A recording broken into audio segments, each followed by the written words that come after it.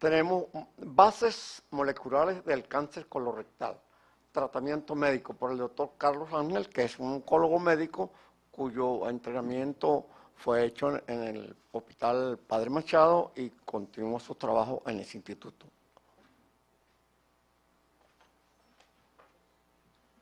Bueno, muy buenos días. Brevemente vamos a tratar de explicar cuáles son las transformaciones moleculares más importantes en el desarrollo del cáncer. Cuáles son los genes que están implicados, cómo se han desarrollado medicamentos para manipular estos eventos moleculares y qué impacto tiene esto en la supervivencia del cáncer colorectal. Vemos acá cómo en la secuencia de lesiones muy precoces, desde de los adenomas hacia la transformación maligna, ¿qué es lo que está ocurriendo? ¿Qué es realmente lo que sucede? Pues se han descrito dos grandes grupos de mecanismos mutacionales que incluyen los mecanismos epigenéticos y la inestabilidad genómica. La inestabilidad genómica comprende a su vez inestabilidad cromosómica y la inestabilidad microsatelital, que es un punto bastante importante en este aspecto. En cuanto a la epigenética no es otra cosa que cuáles son los mecanismos que ayudan a que la cromatina se organice en el cromosoma y esto pues permite la división celular. Existen mecanismos que desenrollan la cromatina, la ponen laxa para que se puedan dar los fenómenos de síntesis, transcripción y duplicación de la información genética. Entonces, ¿qué ocurre cuando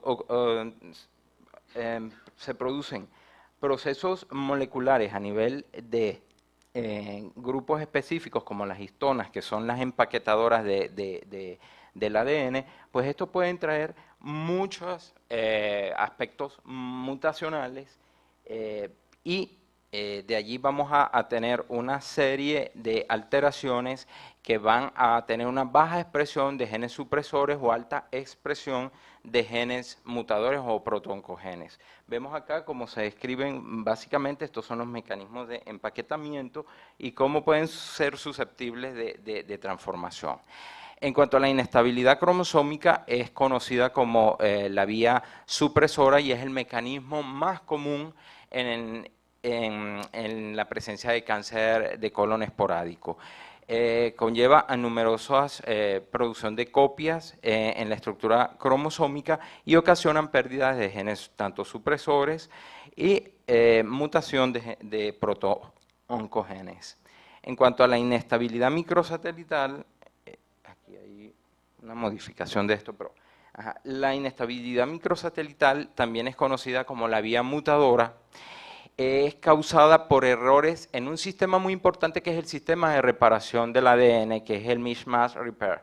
Este sistema es un complejo de genes que se encargan de vigilar las transformaciones moleculares que sufre el ADN y repararlas o si no, inducir los mecanismos de apoptosis. Cuando hay falla en este sistema, pues entonces es cuando la célula gana inmortalidad y pues de allí viene el crecimiento tumoral. Este sistema mismatch tiene aproximadamente más de 7 genes que pueden sufrir mutaciones y por eso generan este problema de inseguridad a la hora de vigilar la transformación del ADN. Vemos entonces cómo casi un 30% del cáncer de colon rectal es el de tipo familiar, un 70% es cáncer de tipo esporádico, pero los fenómenos mutacionales más conocidos pues están en toda esta gama de diferentes síndromes hereditarios que pues van a ser objetivo de diversas manipulaciones desde el punto de vista terapéutico. Como les hablaba, desde fases muy tempranas, en las primeras transformaciones en la secuencia de adenoma carcinoma, los genes que están implicados generalmente desde la fase más precoz son el gen de la adenomatosis poliposis coli, el APC, que es quizás el más importante desde fases muy tempranas, y vemos como a medida que las etapas avanzan, empiezan a participar una serie de otros genes que tienen una relevancia significativa. Este es un cuadro donde se reportan los diversos síndromes familiares, cuáles son los genes implicados y su riesgo de inducir cáncer de colorectal. Entonces, fíjense, un resumen de quizás los genes más comprometidos en este proceso, pues son estos que tengo yo agrupados acá. Esto a manera de hacer un poco más simple la conferencia, porque es realmente complejo. El primero, que es el gen de la adenosis poliposis coli, pues es un gen que está involucrado en la carcinogénesis, es un gen supresor, por eso es su importancia, y cuando él empieza a fallar, pues empiezan a desencadenarse los mecanismos de carcinogénesis. Es un gen que está implicado en la vía de la catenina. La catenina es una proteína muy importante que es la que se encarga de mantener la unión intracelular. Cuando la catenina falla, las células empiezan a separarse y eso es un mecanismo para promover la migración celular y la producción de metástasis. Un segundo gen, el delayed colon carcinoma, es otro gen que también participa como un gen supresor y que también es un gen que induce la vía de las caspasas, que es la vía de muerte celular programada o apoptosis. Aquí hay un gen muy importante que es de desarrollo no solamente en el cáncer colorectal, sino en gran infinidad de tumores, que es el gen del tumor P53, es otro gen supresor, que es un gen que se encarga de reparar nuevamente el ADN que está dañado, y si no lo logra reparar, él induce los mecanismos de apoptosis. Vemos acá cómo es un gen que participa justamente induciendo otro gen supresor como el P21 y también induce la vía de las caspasas.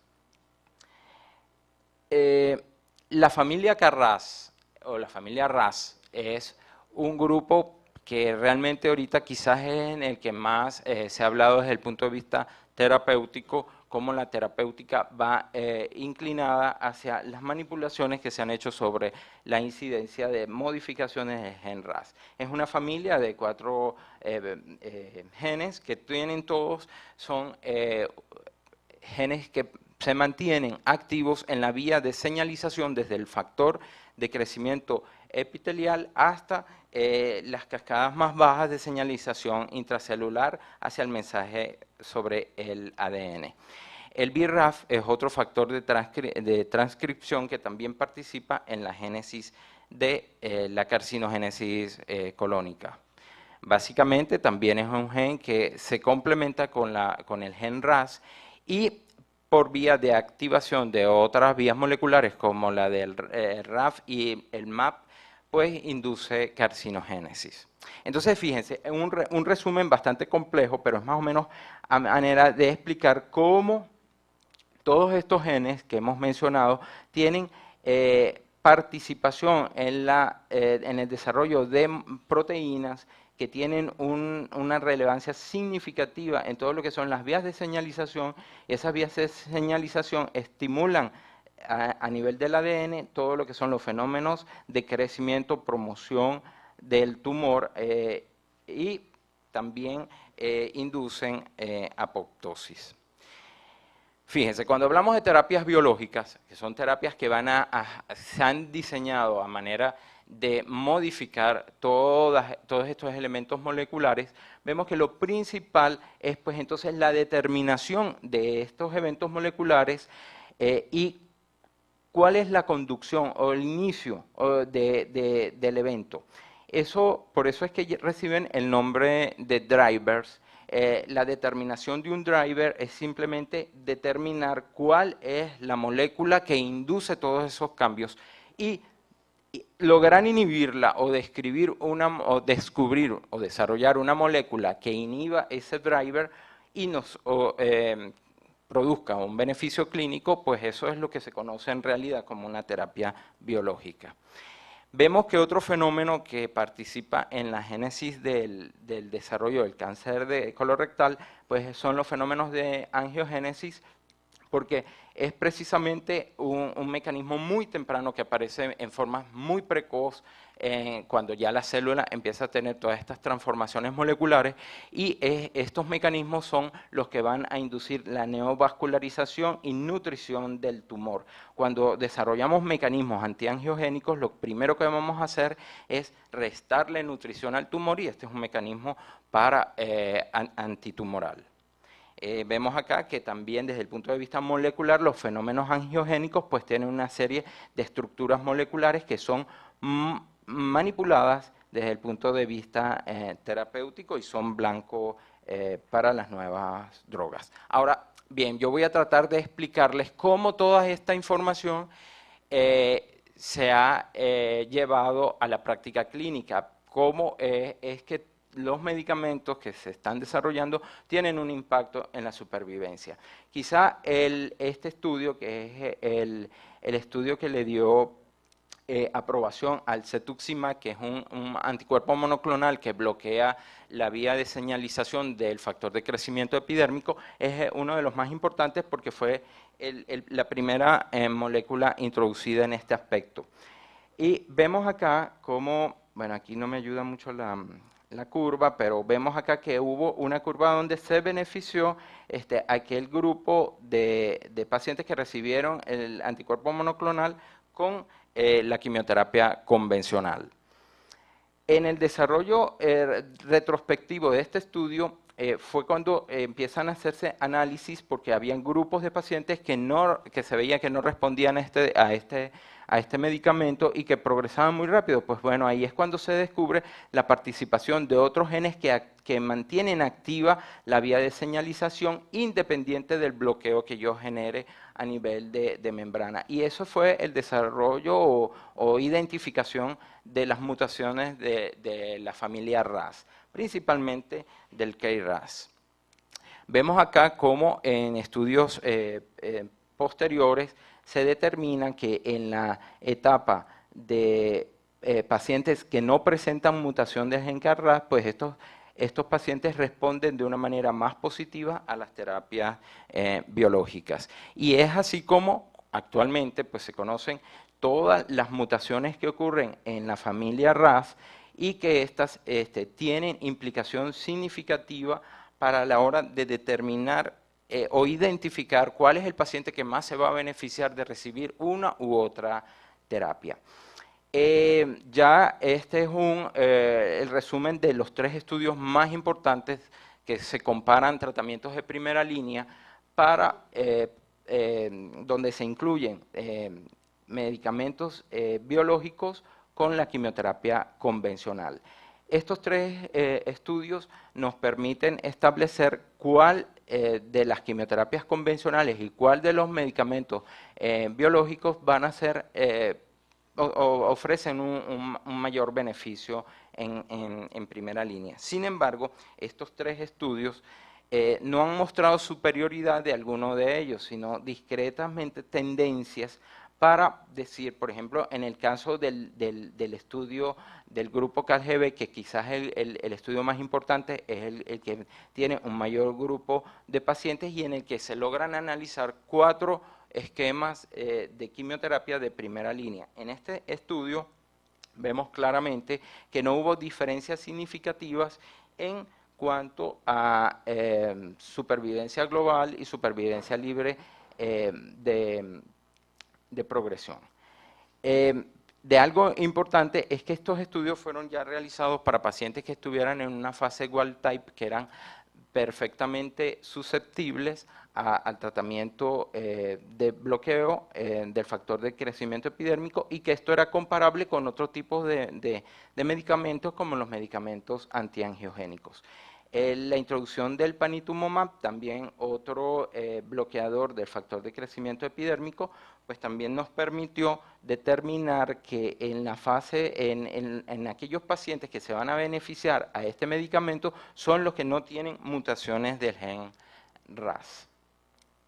Y esto fue comparado con el medicamento estándar como antiangiogénico, que es el bevacizumab.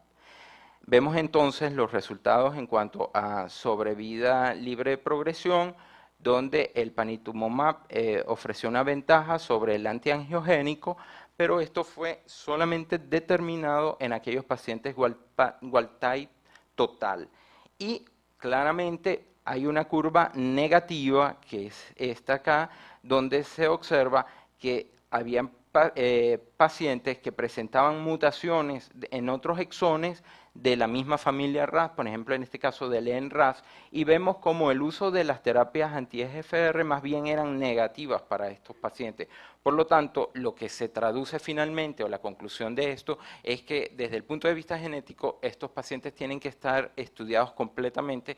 El gen KRAS debe ser estudiado tanto el gen KRAS como el NRAS en todos los exones que presentan mutación, ya que una sola mutación puede tener un resultado negativo. Bien, en cuanto a las terapias antiangiogénicas, pues son aproximadamente 7 nuevos medicamentos que ya están en aprobación, todos ofreciendo beneficios significativos en términos de supervivencia global.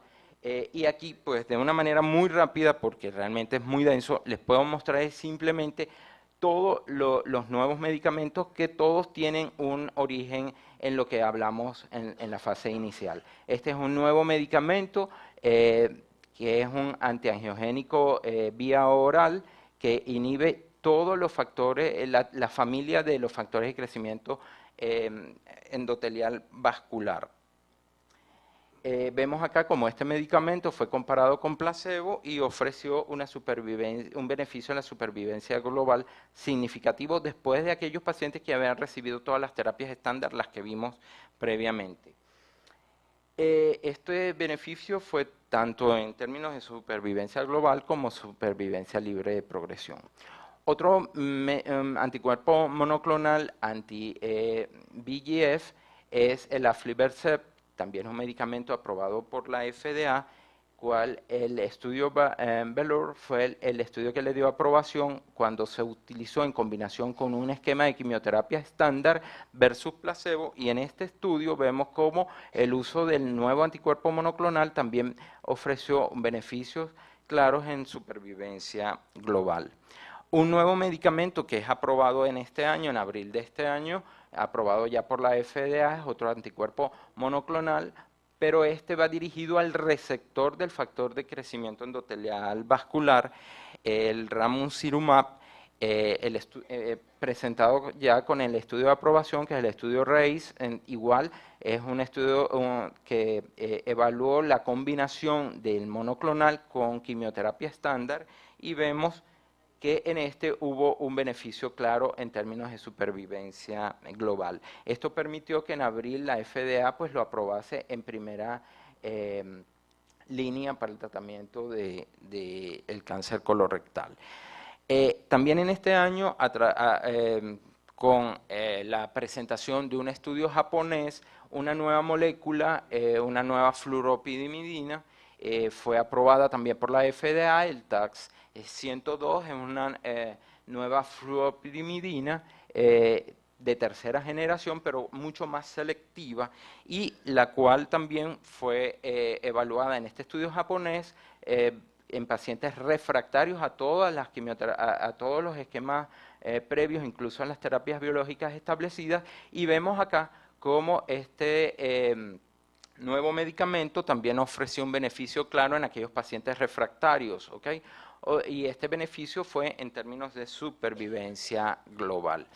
Otro medicamento aprobado es el nintedanib, también otro antiangiogénico, inhibidor multitarget, porque él no solamente va a inhibir al factor de crecimiento endotelial, sino también al factor de crecimiento de fibroblastos y factor de crecimiento dependiente de plaquetas. En el estudio LUM-1 es un estudio que compara versus placebo, y también vemos el beneficio claro en aquellos pacientes que habían sido refractarios a todos los esquemas de quimioterapia previos. Estos son entonces ya medicamentos que han superado los estudios fase 3 y están entonces vienen a ser introducidos ahora a fases más tempranas para su uso más temprano. Y bueno, desde ya hace aproximadamente 2-3 años, la nueva tendencia en el tratamiento oncológico, las nuevas moléculas que ya entonces van no solamente al aspecto genético, sino al aspecto inmunológico, y es la introducción de la nueva inmunoterapia, con la presencia de medicamentos bloqueadores anti-PD1, anti-PDL1. Estas moléculas son simplemente moléculas que van a producir una activación o reactivación de los linfocitos T para que ellos tengan un mayor reconocimiento por las células tumorales y por allí puedan inducir muerte celular o la citotoxicidad. Se descubrió que las células tumoral producían una proteína a través de un gen mutado. Esta proteína se unía con las células T y generaba una anergia celular, por lo tanto la célula T perdía el reconocimiento por la célula tumoral y eso le daba inmortalidad a la célula tumoral. El descubrimiento de anticuerpos monoclonales que bloqueen esta proteína producida por la célula tumoral, pues permite que la célula T o el linfocito T nuevamente tenga la capacidad de reconocer células tumorales y de esta manera active los mecanismos para destrucción tumoral. Los resultados, sobre todo en melanoma metastásico, quizás son los más sorprendentes, pero estas moléculas, que aproximadamente hay más de 15 moléculas en estudio fase 3, y todas ofrecen realmente resultados que no los hemos considerado previamente por otras moléculas. Con respecto al cáncer colorectal, este es un estudio que está en desarrollo, que es la combinación de dos nuevos anti-PDL1 y combinados con la molécula sola. Este es un estudio que nos va a permitir ver si la combinación de estos anti-PDL1 es más beneficiosa que el uso de monoterapia. Bueno, en conclusión, pues entonces el conocimiento de las bases genéticas del cáncer colorectal, tanto esporádico como familiar, pues es la clave entonces para el desarrollo y conocer el comportamiento y el pronóstico de esta enfermedad. La identificación de estos eventos pues permite también el desarrollo de nuevos medicamentos que, como hemos visto, han impactado o están impactando en la supervivencia global del cáncer colorectal. Son muchos pues los genes que intervienen en estos procesos y ellos son blancos de distintas manipulaciones desde el punto de vista terapéutico y obteniéndose un adecuado beneficio clínico. Y ahora, pues recientemente la incorporación de la inmunoterapia pues nos abre una nueva ventana, una nueva gama de opciones para combatir esta enfermedad. Bueno, muchas gracias.